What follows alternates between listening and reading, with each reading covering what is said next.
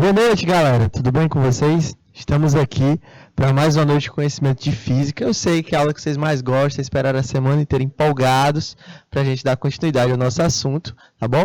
A semana passada a gente começou a introdução na física elétrica, nessa parte de circuitos, e hoje a gente vai estudar um pouquinho, né, sobre circuito elétrico, sobre distribuição elétrica, como é que a energia elétrica sai lá das reservas, das usinas, né, para chegar na sua casa.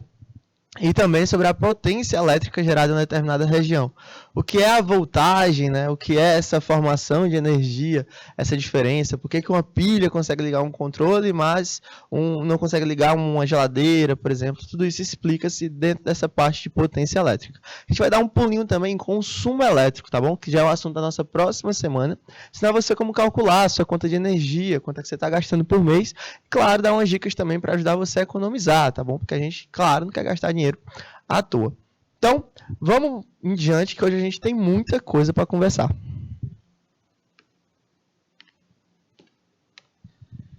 Primeiro ponto foi um ponto que a gente já começou na semana passada, mas a gente vai ter que continuar falando dele aqui, que é a parte da corrente elétrica, ok? A corrente elétrica, como eu falei na aula passada, é um fluxo de elétrons. Então, quando você tem um fio, retilíneo aqui, você vai ter um movimento de elétrons dentro desse meu sistema. Bacana? E essa corrente elétrica, esse fluxo de elétrons, te daria aí o valor de I, tá bom? Corrente elétrica aí simbolizada pela letrinha I. E esse fluxo de elétrons, que gera essa corrente predestinada e pré-moldada de elétrons, ela tem um valor fixo, né, para todo tipo de sistema. Ela existe graças a DDP. Você tem a diferença de potencial elétrico, que é justamente a parte de voltagem, que a gente vai ver um pouquinho mais lá para frente. Bacana? Então, a corrente elétrica designa um movimento ordenado de cargas elétricas, partículas eletrizadas chamadas de íons ou elétrons. Então, você tem um movimento. Olha a palavra, ordenado. Essa palavra é muito boa porque ela diz que tem um começo e um fim, tá bom? Quando eu falo da palavra ordenada, é justamente para caracterizar começo e fim de um determinado movimento. Essa parte, quando eu digo de ordenado, ela serve para todo tipo de corrente. Corrente marítima, ela também tem um começo e um fim, né? Uma espécie de cachoeira, que seria ali aquele ponto mais alto até o ponto mais baixo da nossa cachoeira. Então, é um movimento ordenado de água, certo? Você nunca vai ver, né, uma cachoeira subindo, é sempre caindo. Então, você tem um movimento sempre ordenado ali, beleza? Então, a parte da corrente elétrica, ela tem essa parte de movimento de íons e elétrons dentro de um sistema condutor.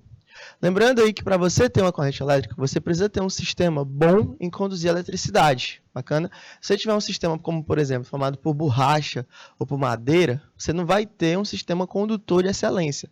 Mas se você tem um sistema condutor formado por qualquer metal, inclusive os mais nobres, né, ouro e prata, por exemplo, você tem um sistema condutor muito forte. Então, eles têm essa parte de boa condução energética, boa corrente elétrica, eles conseguem conduzir muito bem os elétrons presentes no sistema. Esse sistema apresenta uma DDP, diferença de potencial elétrico, ou tensão elétrica. Justamente essa parte que eu falei para vocês, né? Dentro dessa partezinha aqui. Você tem a DDP, diferença de potencial gravitacional, por exemplo, que é justamente aquela parte que eu citei a cachoeira. Em uma cachoeira, você tem uma cachoeira, vou tentar desenhar um aqui, não sei se vai ficar muito legal não, mas eu vou tentar. Quando você tem uma cachoeira, você tem um movimento de queda. Beleza? Você tem uma região de maior altitude para uma região de menor altitude. Isso aqui gera uma variação de altura. Ok?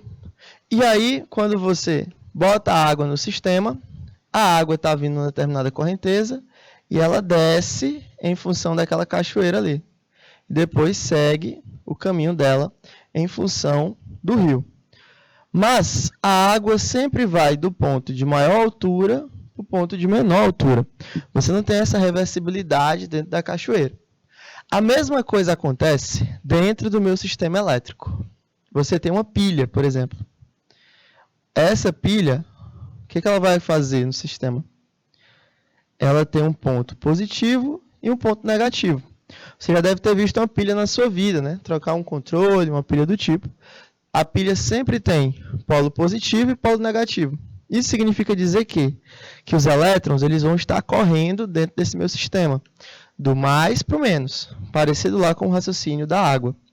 E essa diferença de potencial elétrico, essa DDP, é que gera essa possibilidade, né, de formar-se uma corrente elétrica.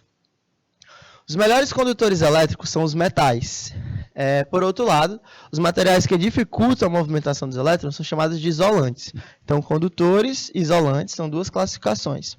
São exemplos tipo madeira, plástico e papel. Há 3 tipos de condutores, que é a parte que a gente vai querer. A parte de isolantes é legal dar uma estudada, mas a parte de condutores é que vai cair nas nossas questões. Quando eu falo de condutores, existem 3 tipos. Existe condutor sólido, caracterizado pelo movimento dos elétrons livres. Existem condutores líquidos, movimento de cargas elétricas positivas e negativas. Você tem, por exemplo, o condutor líquido, um suco de limão, um suco de laranja, um suco de acerola. Todos esses sucos de frutas cítricas, eles conseguem conduzir eletricidade. Então, você consegue acender, por exemplo, uma lâmpada usando suco de limão, porque você tem essa diferença de potencial dentro da própria fruta, né? Pela fruta ser cítrica. E, claro, condutores gasosos, tá bom? Que são movimentos de cátions e ânions. Esse movimento de condutores gasosos, o sólido eu não dei exemplo porque é o mais simples, é um fio. O condutor gasoso é uma lâmpada. Essa lâmpada fluorescente que você tem em casa, a lâmpada branca, ela tem dentro dela um gás, ok? Esse gás, quando é aquecido, quando recebe a eletrização, ele permite a passagem de elétrons. E isso faz com que esse gás se torne um condutor elétrico, beleza? Então, exemplos de condutores sólidos, líquidos e gasosos. E a gente consegue calcular uma corrente elétrica através da intensidade, né, o valor dela. A intensidade de uma corrente elétrica, o módulo, cuidado que às vezes ele pode chamar de módulo,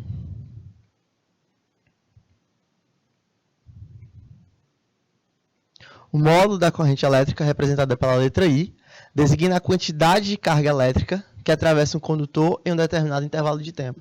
Então, o que é corrente elétrica? É a quantidade de carga elétrica que passa em um determinado intervalo de tempo. Então, essa quantidade de carga atravessada em um determinado intervalo de tempo me dá a minha corrente elétrica. Bacana? No sistema internacional, sua unidade de medida é o ampere, simbolizado pela letra A maiúscula, sendo calculado através da seguinte expressão. I, que é o valor da corrente,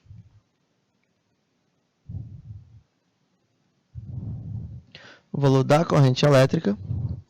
Geralmente, ele não bota o I maiúsculo, ele bota o I minúsculo. Então, eu prefiro que você se acostume com a nomenclatura do I minúsculo, beleza? Isso aqui é gerado por uma carga, beleza? Que é a quantidade de carga elétrica que vai existir no meu sistema. E aqui é a quantidade de tempo necessária para a existência dentro daquele meu sistema, beleza? E aí ele tem explicado aqui. I é a intensidade da corrente, dada em amperes, simbolizada pela letra A maiúscula. E Q é a quantidade de carga, simbolizada pela letra C maiúscula, que é o coulomb, tá bom?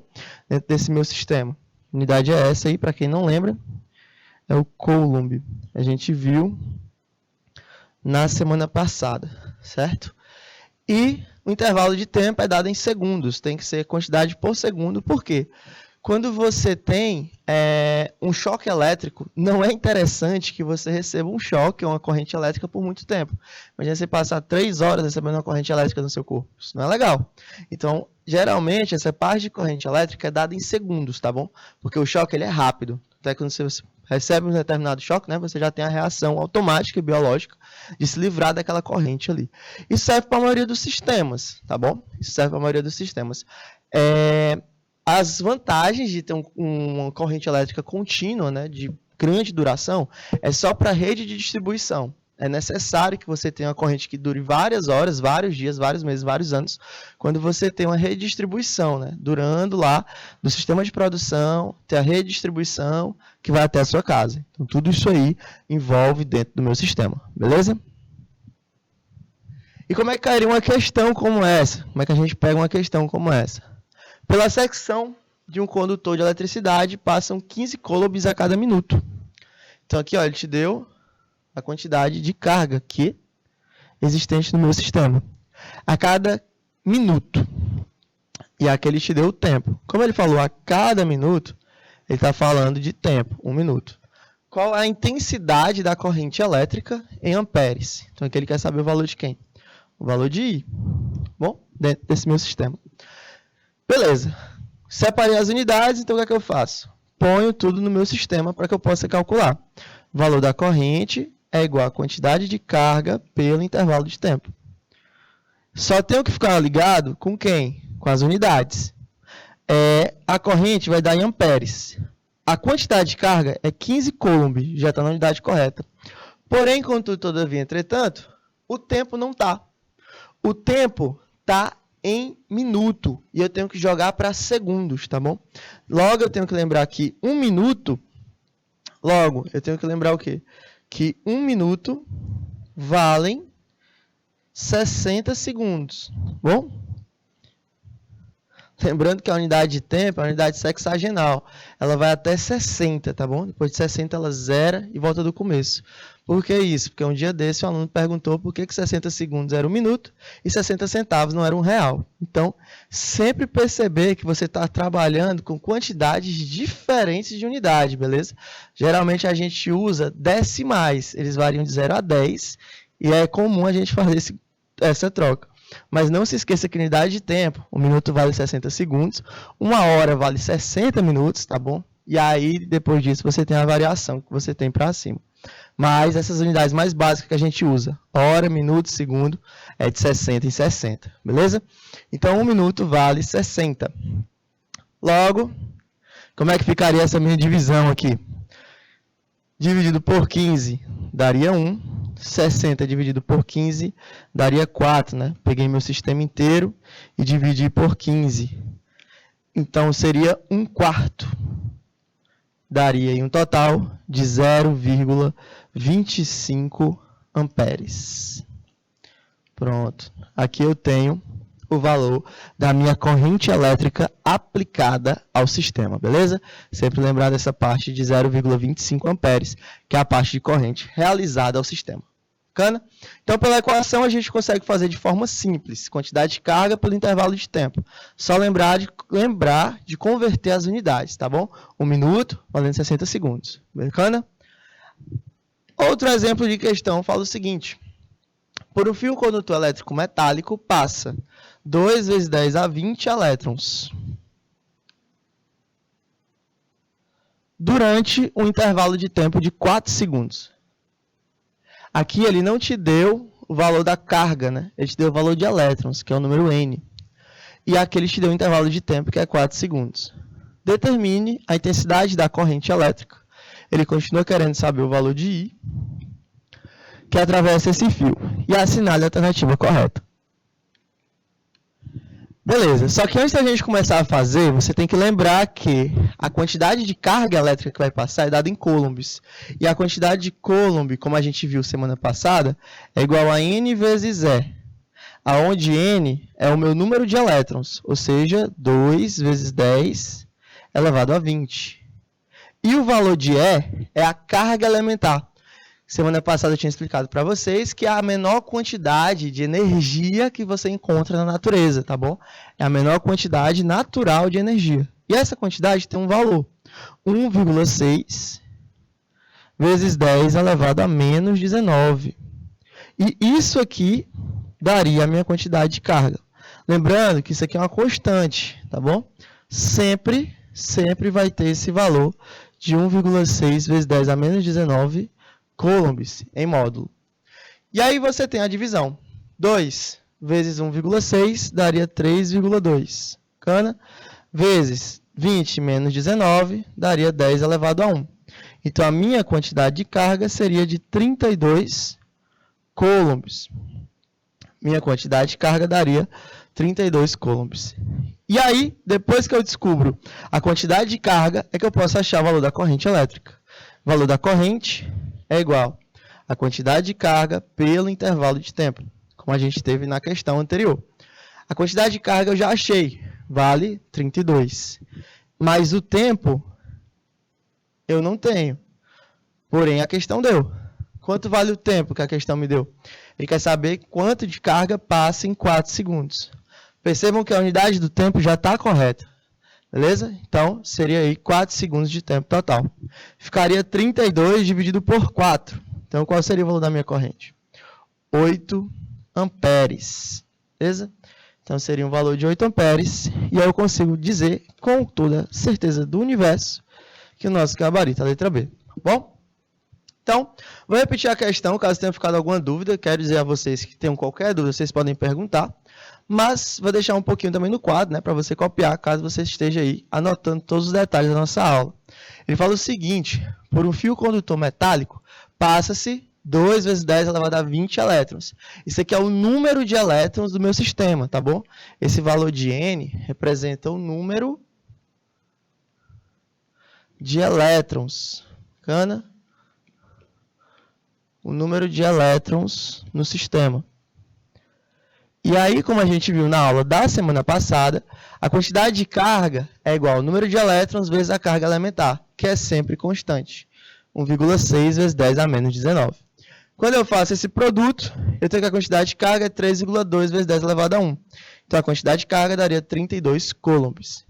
Logo, eu posso pegar essa quantidade de carga e aplicar na equação da corrente elétrica. Corrente seria igual a quantidade de carga dividido pelo tempo. Ou seja, 32 dividido por 4, que dará uma corrente total de 8 amperes. Bacana? Valor de 8 amperes. Beleza, então, isso foi uma breve revisão, né, do que a gente viu na semana passada. E agora a gente vai dar continuidade ao nosso assunto. A gente precisava dar essa revisada, porque o que a gente vai usar hoje depende muito dessa fórmula de equação da corrente elétrica, tá bom? Então, você tem que saber o que é uma corrente elétrica, uma carga elétrica, por que tem um intervalo de tempo naquela situação. Então, tudo isso importa para que a gente possa ir adiante. A gente começa a aula de hoje falando sobre rede de distribuição, tá bom? Principalmente aonde? Que no Brasil, né? A gente tem que dar uma atenção especial ao país que a gente mora. Então, a gente precisa entender, até para facilitar essa parte de estudo, como é que funciona uma rede de distribuição de energia elétrica no Brasil. As redes de distribuição de energia elétrica no Brasil são constituídas por um sistema complexo de elementos, que visa levar energia desde onde foi gerada até o local onde finalmente for consumida. Então, a intenção de uma rede elétrica, não só no Brasil, né, mas em qualquer lugar do planeta, é levar a energia elétrica de onde foi gerada até onde ela será consumida. Só que alguns sistemas são mais simples e mais curtos, né? Tem pessoas que conseguem produzir a própria energia elétrica através aí de placas solares, por exemplo, né? Então você tem essa formação própria de energia elétrica. Tem gente, vocês já viram em praia, mas existem algumas barracas de praia ou casas mesmo, que o cara faz uma espécie de catavento. Tá bom? Uma espécie ali de ventiladorzinho que vai pegar a energia através da energia eólica dos ventos. Então, você tem um sistema de produção, às vezes, independente. Não é o meu caso, e eu acho que também não é o caso da grande maioria das pessoas que assistem essa aula, onde a gente depende de uma rede de distribuição estadual, ou até mesmo nacional, né? Você tem uma energia gerada por uma usina hidrelétrica, nosso país extremamente rico em água, né? Então a gente usa a água para gerar energia elétrica. E essa energia elétrica gerada precisa de toda uma rede de distribuição até chegar lá na minha casa, até chegar lá na sua casa. Uma série de fios, postes e todo um sistema de manutenção para que isso seja viável. Bacana? Essas redes complexas, isso torna isso muito mais complexo, né? Essas redes complexas integram unidades geradoras, que é realmente aquela parte que vai gerar turbinas hidrelétricas, turbinas eólicas, toda essa parte de formação aí. Linhas de transmissão, que são aqueles fios, né, de alta tensão que a gente vê em estrada. Aqueles fios a gente vai entender que nada pode ser construído embaixo daqueles fios, tá bom? Existe uma justificativa para isso, tá bom? Canais de distribuição e consumidores finais de energia elétrica. Aí você tem as subestações, né? Aqui em Teresina você tem uma subestação lá na Zona Leste, perto da Avenida João 23. Também tem uma subestação mais ou menos no centro-norte, mais perto da Alameda Parnaíba, né? Então são subestações de energia que vão distribuir para as residências, né? Onde realmente haverá o consumo da energia elétrica. As pessoas aí teriam nós, que consumimos, ligamos uma lâmpada, ligamos uma TV, somos os consumidores finais dessa energia que vem lá do rio, das hidrelétricas, tá bom? Então vamos dar uma olhada em como é que funciona isso aí. As dimensões continentais do Brasil e a distância das unidades geradoras de energia, geralmente hidrelétricas, isso aqui é importante. Você tem que entender que o Brasil, ele não tem só formação de energia através de hidrelétrica. Isso não é uma coisa fixa ao Brasil, tá bom? Você tem energias nucleares na região de Angra, você tem energias nucleares na região de Angra, você tem energia eólica em praticamente toda a zona costeira do Brasil, e não só na zona costeira, aqui no Piauí mesmo, a gente tem um jardim eólico que a gente chama, né, uma redistribuição eólica, lá no sul do estado, já próximo ao Pernambuco. Então, você tem que entender que existem várias formas de produção de energia. Mas, como nós somos um país extremamente grande, né, somos um país continental, salvo engano, o quinto ou sexto maior do mundo, a gente tem uma demanda muito grande. A gente precisa atender muitas pessoas. Então, a gente precisa achar uma forma de produzir energia da forma de maior quantidade possível. A gente tem um litoral muito extenso, né? A gente tem um litoral muito extenso, que se estende lá da região norte até a região sul, passando por todo o nordeste e sudeste do país. Mas a gente tem que entender que o outro lado não tem. A região mais afastada do litoral, como o Acre, ou então o centro-oeste, eles não têm uma produção energética eólica, porque não faz sentido. Você tem regiões altas, onde você tem uma grande produção de vento, né? Falei para vocês que aqui no próprio sul do Piauí você tem uma produção eólica que não tem a ver com praia, mas a gente sabe que onde tem mais vento são nas regiões costeiras. Então, o jardim eólico, a energia eólica, ela é útil em região marítima, né? Região costeira aí. Mas a gente tem uma coisa que se estende por todo o país. Lá da região norte, do Amazonas, né, até a região lá do Paraná e Rio Grande do Sul, todo mundo tem água. O país é extremamente rico em água, tá bom? Então, o que a gente precisou fazer? A gente precisou achar um jeito de usar esses rios para a produção de energia elétrica. Daí vem as hidroelétricas, tá bom? Hidro vem de água, tá bom? E elétrica de produção de energia. Então, eu estou usando água para produzir energia, tá bom? Dos centros consumidores são fatores que elevam a importância das redes de distribuição. Os maiores consumidores de energia elétrica brasileiros são os grandes centros urbanos e as regiões industriais. Então, você tem as regiões de metrópoles e megalópolis, né, nacionais, metrópoles aí como Fortaleza, Recife, megalópole, que é a região de São Paulo, ali você tem uma grande concentração de pessoas, então é onde você tem mais consumo elétrico. Isso é natural. Você tem uma pessoa consumindo energia elétrica e você tem 1000 pessoas consumindo energia elétrica. Obviamente, você vai precisar fornecer mais energia onde há mais pessoas. E regiões industriais, tá bom? Região industrial consome muita energia. Na verdade, região industrial consome muita recursos naturais de uma forma geral. Mas isso é bom, desde que não haja uma poluição muito grande, para que você consiga gerar emprego, renda e rede de distribuição para o país, claro, ganhar dinheiro. Beleza? Para que a gente possa todo mundo se sustentar. Em muitas situações, a redistribuição é quem garante a energia gerada em regiões muito afastadas, que chegue a esses centros consumidores e seja distribuído de maneira efetiva. Aqui é um dos principais problemas do Brasil, quando a gente fala de maneira efetiva. As redistribuições, elas são um pouco afastada de alguns centros. A rede que vai para São Paulo, por exemplo, é gerada na região do centro-oeste, mais um pouco próxima à região norte já. E isso leva uma redistribuição muito grande. Você precisa de muito fio, de muita quantidade de energia para que você consiga atravessar 2, 3 estados até chegar na capital paulista, tá bom? Então, essa logística toda tem que ser pensada, beleza? Não é só fazer uma rede hidrelétrica, você precisa achar um ponto do rio onde você tem um grande acúmulo de água. Porque quando eu represar, eu vou precisar de muita água para produzir energia. E logo, eu vou precisar de uma redistribuição muito grande. Não vai ser um fio de cobre que vai levar a energia de uma hidrelétrica para São Paulo. Você precisa de um fio de alta tensão, toda uma aparelhagem de engenheiros eletricistas e toda essa redistribuição dentro desse sistema para que ele funcione. Isso torna a redistribuição de maneira efetiva um problema. Você tem toda a logística, você tem uma parte muito boa na teoria, mas essa parte de maneira efetiva no Brasil ainda deixa um pouquinho a desejar, né? Claro, a gente não ouve falar com frequência sobre grandes apagões ou então grandes perdas de energia nas regiões principais do país, mas vira e mexe acontece, principalmente quando você tem estiagem, seca. Quando você tem a época de seca, o rio, claro, abaixa o nível. Então, a água que era usada para gerar aquela energia elétrica está menor. Então, isso demora, né? Isso afeta a produção de energia elétrica, que demora a produção, aí entra aquelas propagandas do governo para racionalização de energia, né? Aquelas dicas, ó, vamos economizar luz, de dia, não usa luz elétrica, usa mais a luz solar, as propagandas sobre o horário de verão também, que antes tinham, né? Atrasa seu relógio em 1 hora. Por quê? Porque você vai ter mais tempo de energia natural, para você justamente poupar um pouco a energia elétrica por causa de período de estiagem, então por causa de redistribuição, beleza? E vira e mexe a gente tem aqueles avisos também. Amanhã, de tal hora a tal hora, em tal região, vai faltar energia. Por quê? Porque às vezes o sistema precisa de manutenção. A gente está falando de um sistema mecânico, ou seja, há desgaste. Você tem desgaste de poste, de fios, de geradores, tudo isso desgasta, porque são aparelhos. Então, esse desgaste também precisa ser levado à manutenção, né?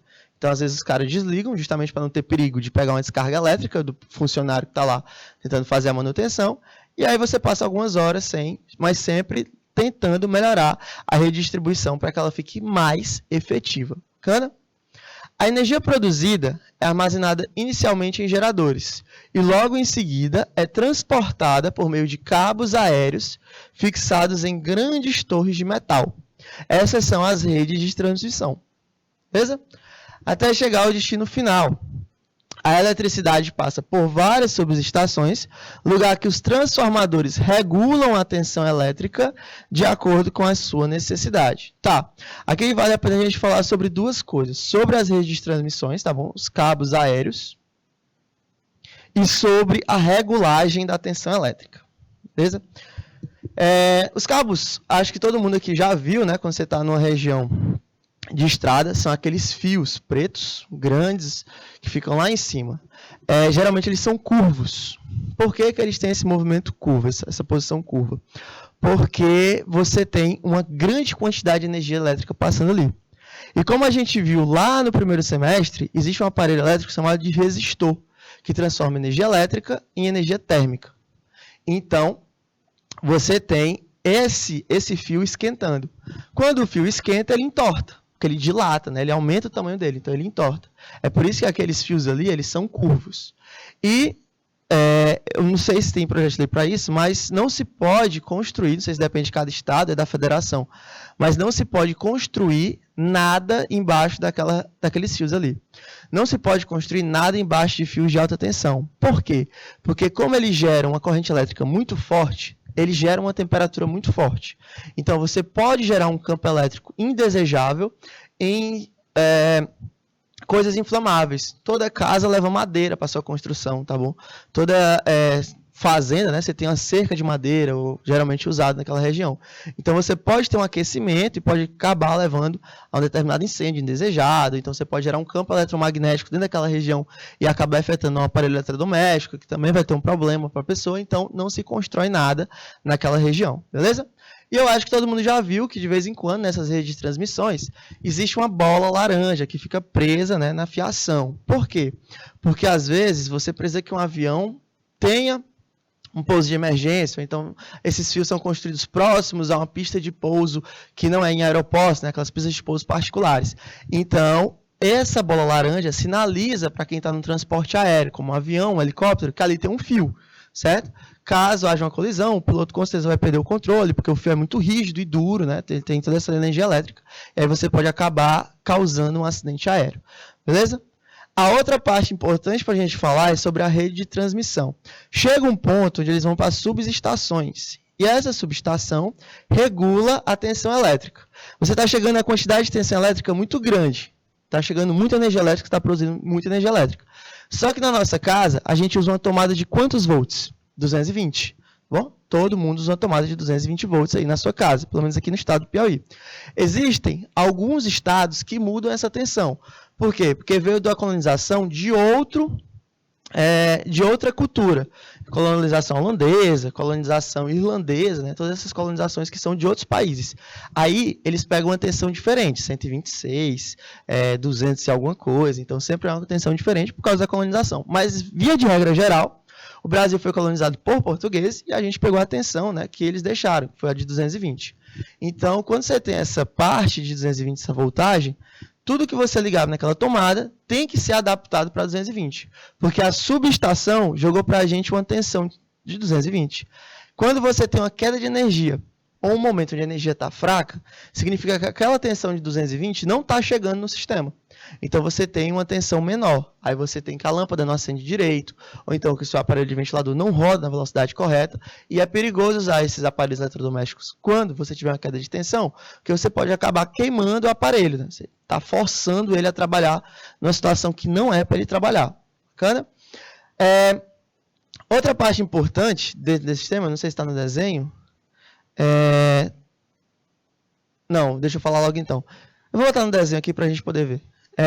Outra parte importante dessa parte do sistema são os transformadores, tá bom? Os transformadores são uma caixa prata que fica no alto de postes. E para que eles servem? A redistribuição chega no seu sistema, na sua casa, no seu bairro, com uma quantidade de energia padrão. Vai tudo para o transformador. Dentro desse transformador, existe uma separação de energia. Por quê? Imagina que você mora numa casa com 4 pessoas. Você, seu irmão, seu pai e sua mãe. Pronto, 4 pessoas. No seu vizinho mora uma pessoa solteira que mora sozinha. Então, mora apenas uma pessoa. Do outro lado do seu muro, né, do lado esquerdo, mora uma família de 8 pessoas. Mãe, pai, sogra, menino, todo mundo lá. Então, você tem uma família de 8 pessoas, você tem uma família de 4 pessoas, você tem uma família de uma pessoa. À noite, geralmente é a época que está todo mundo em casa, né? Geralmente é o horário que fica todas as pessoas em casa. Vamos supor umas 9 horas da noite. O consumo de energia elétrica nas 3 casas é igual? Nunca. Nunca vai ser igual.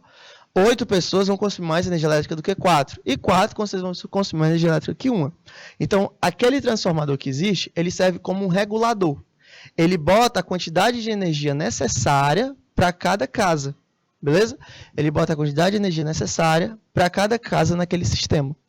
E isso é ideal, por quê? Porque não faz sentido eu jogar a quantidade de energia que 4 pessoas usam para a casa que uma pessoa mora.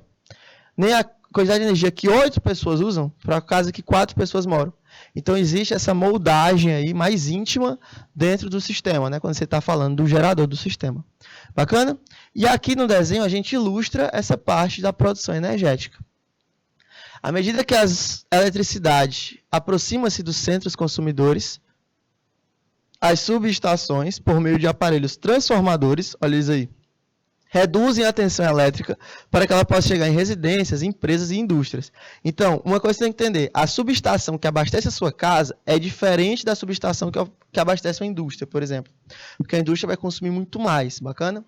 A partir daí, os cabos prosseguem por via aérea ou subterrânea, constituindo as redes de distribuição. Então, de um jeito mais simples, você tem a produção, olha aqui a hidrelétrica, acúmulo de energia no rio, você tem a subestação rodando e aqui você tem a usina, propriamente dita, fazendo a produção da energia elétrica. Lembrando que, para construir uma usina, é muito complicado, porque você tem que abrir mão de um espaço físico, né? Como você vai represar um rio, o nível de água dele vai subir. É como se você estivesse tampando o ralo da pia. Obviamente, o nível de água vai subir. E aí você abre uma região de fauna e flora, tá bom? Muito importante. Então, tem todo um critério ambiental quando a galera também vai construir uma usina, né? Por isso que existem algumas usinas do Brasil que estão em processo de construção ainda, justamente para valer a pena sacrificar essa fauna e essa flora para a produção de energia. Tem todo esse embate aí ideológico, mas a gente não vai trabalhar isso aqui, tá bom? É só para vocês saberem que realmente tem esse ponto também. E aí essa rede de produção gera uma rede de transmissão. Você tem aqui a primeira subestação, onde ele vai regular essa passagem de produtora, né? E aí você tem aqueles fios que eu lhe falei, redes de alta tensão, transmissão geralmente sobre estradas, né? Aquelas torres enormes por fios ali alongados, geralmente tortos. Aí você chega em uma subestação municipal, né? Você está dentro da cidade agora, e aquela subestação recebeu uma transmissão de uma voltagem muito alta. Então ele regula a tensão elétrica e distribui. Aí, quando ele distribui, cada casa recebe a quantidade de energia elétrica necessária para o seu funcionamento.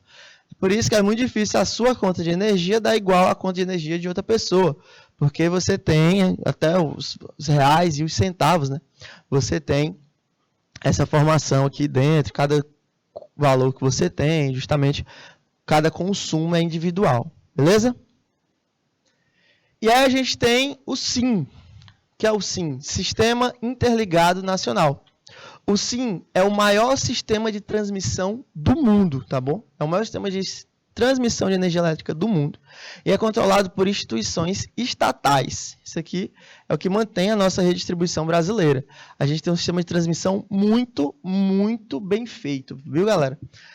E ele é composto por empresas de geração de transmissão e distribuição de energia, que atuam no nosso país, tá bom? Esse sistema é responsável por integrar as diferentes regiões produtoras e consumidoras de energia. Como eu te falei, geralmente, essas regiões não ficam próximas uma da outra. Você tem uma região produtora, uma região consumidora, um pouco distante. Então, você precisa de uma rede de transmissão muito bem feita. E o Sistema Interligado Nacional, sim, ele é muito, muito bem feito, tá bom? Quem quiser depois assistir um vídeo no YouTube ou algum outro material falando só sobre ele, vocês vão ver o quanto é difícil levar a energia elétrica de uma produtora, tá bom, para uma cidade. Não é nada fácil. Então, é uma quantidade de tempo, trabalho, dinheiro, gasto muito grande. E, claro, isso custa também. É por isso que você não tem energia de graça. Até quando você não consome nada de energia na sua casa, vamos supor, você tem um imóvel e você não tem ligação de energia lá. Você tem que pagar uma taxa, não lembro quanto é aqui, mas é uma taxa que varia de cidade para cidade, que é a taxa mínima de consumação. Por quê? Porque existe uma manutenção a ser feita. Existem pessoas que trabalham, né, nas empresas de distribuição de energia, e essas pessoas precisam ser pagas. E esse dinheiro vem de onde? Vem justamente da sua conta de energia elétrica. Os postes da rua também acendem, e eles beneficiam todos os moradores, né? Então, eles também são cobrados nisso aí, dentro da sua taxa de energia elétrica. Você tem a manutenção do sistema, também cobrado da energia elétrica. Então, tudo isso é consumido, né, e também é cobrado, tá bom? Apesar dos importantes avanços na interligação da geração, distribuição e entrega da energia elétrica, essa integração ocorreu de forma processual. Não foi uma coisa fácil de se acontecer, justamente pelo tamanho, né, que ele possui. O impulso principal para a integração foi a evolução da industrialização e urbanização do país, especialmente nas regiões sul e sudeste. Aí aqui é a história, né? A gente teve Salvador como primeira capital, e aí desce para o Rio de Janeiro, nossa segunda capital brasileira, e aí depois vai para Juscelino Kubitschek e ele faz a Brasília, né? Você tem a nossa capital atual. Então, percebam que, apesar da chegada dos colonizadores terem sido pela região Nordeste, né, aquela parte de Porto Seguro, Ilha de Santa Cruz, Ilha de Veracruz, essa parte da história aí, a nossa colonização industrial se deu mais para o sul, sudeste e sul do país. Por quê? Porque é um clima que é mais parecido de onde os colonizadores vieram. Um cara que mora, por exemplo, em Portugal, ele tem uma temperatura que ele cresceu, nasceu, viveu naquela região. Quando ele chega no Nordeste brasileiro, é uma outra temperatura, muito maior. E isso causa desconforto. Causa desconforto até na gente, que já mora aqui há muito tempo. Imagina uma pessoa que está acostumada a viver a 20 graus. E aí eles aproximam, eles abaixam, né, a rede de colonização. Então aí você tem Sudeste e Sul. E esse clima, que é mais parecido com o europeu, trouxe muitos imigrantes que começaram a industrialização brasileira, né? Aí você tem toda essa tecnologia trazida de fora e tudo. Então nosso processo de industrialização deu-se para a região Sudeste e Sul, que é claro, onde vai consumir mais energia elétrica no estado, né? Ou no país. Você tem essa produção aí. Redistribuição. As redistribuição de energia elétrica no país possuem basicamente 3 tipos de linha. Linhas de alta, que são aquelas linhas de transmissão que a gente vê dentro de um sistema, né, das estradas, que estão dentro daquelas faixas de tensão muito altas, e isso tudo acontece dentro daqueles sistemas de fios lá que a gente já viu. Linhas de tipo média. Essas linhas de média, galera, elas são as linhas que ficam nas subestações. Subestação aí, quando você estiver na sua cidade, ou então você pode ver, lá os fios são mais grossos, beleza? Esses fios são mais grossos, porque eles vão aguentar uma tensão maior do que a baixa tensão. Essa nossa baixa tensão é a tensão que é usada no poste aí da sua rua, da sua casa, região de baixa tensão, que é justamente esse fio que é mais tranquilo, não pega um choque tão alto, uma redistribuição tão alta. Claro, se você pegar nele, você vai receber uma descarga elétrica mortal. Mas quando você compara com os fios de alta e média tensão, esse poste que está na sua rua, ele não carrega nenhum tipo de tensão exagerada assim não, tá bom? Quando você carrega 220, por exemplo, na sua tensão de poste, você carrega, sei lá, 100, 150 mil volts de potência no médio, né? Na alta tensão são milhares de valores de volts gerados. Entretanto, a potência de distribuição, isso aqui é legal, pode ser dividida essencialmente em dois tipos. Você tem rede elétrica primária e secundária. Rede elétrica primária são as redes de distribuição de média tensão, que além do papel de distribuição, abrange empresas e indústrias de médio e grande porte. Então, quando você fala de redes elétricas primárias, é tudo aquilo que é gerado que consome muita energia elétrica. Bacana? Empresa, indústria. Principalmente indústria, porque a indústria, dependendo da indústria, ela não para. Você precisa de uma produção de energia elétrica o tempo inteiro. Você tem o pessoal que trabalha de dia, né? De manhã, de tarde, de noite e de madrugada. 4 turnos aí, ou então 3 turnos. E a indústria não para porque ela não quer perder dinheiro. Ela quer continuar produzindo. Geralmente, a indústria farmacêutica consome muita energia elétrica. A indústria de tecido também consome muita energia elétrica. Então, você tem esses dois tipos de indústria. Então, a primária é para a produção de indústrias e empresas. Bacana? O outro tipo de rede elétrica é a nossa. Nossa é a rede secundária, que são redes de distribuição de baixa tensão, que é a rede de distribuição lá do poste da sua casa. Abrange consumidores residenciais, pequenos estabelecimentos. Quando eu falo de empresa, eu não estou falando de o comércio, né, que existe ali próximo à sua casa. Estou falando de empresas muito altas, tá bom? Iluminação pública. Você tem aqui também o caso da iluminação pública, que é o caso dos postes, nessas redes elétricas secundárias. Então, redes elétricas primárias são empresas de grande porte, indústrias de grande porte, coisas que consomem muita energia elétrica. Em redes elétricas secundárias, aí são redes elétricas residenciais, pequenos estabelecimentos comerciais, tá bom? Uma academia, por exemplo, e iluminação pública, que é aquela parte ali de produção de energia pública, né? Lâmpada, packs e afins. Bacana? Então, galerinha, esse foi o assunto da nossa primeira aula. Estamos chegando ao fim dela. A gente vai dar um intervalozinho para todo mundo dar uma descansada, tá bom? Já foram 2 aulas hoje à noite. Então, daqui a pouco a gente volta falando sobre potência elétrica, sobre consumo elétrico, como ajudar aí você a consumir menos na sua casa. E, é claro, as nossas questõezinhas, para que a gente também possa treinar para o que vai ser cobrado aí numa prova, eventualmente, daqui para o final do ano, né? Então, vamos dar um intervalo rapidinho de 15 minutos. 8h15 a gente está aqui de volta, tá bom? Então, até daqui a pouco. Tchau!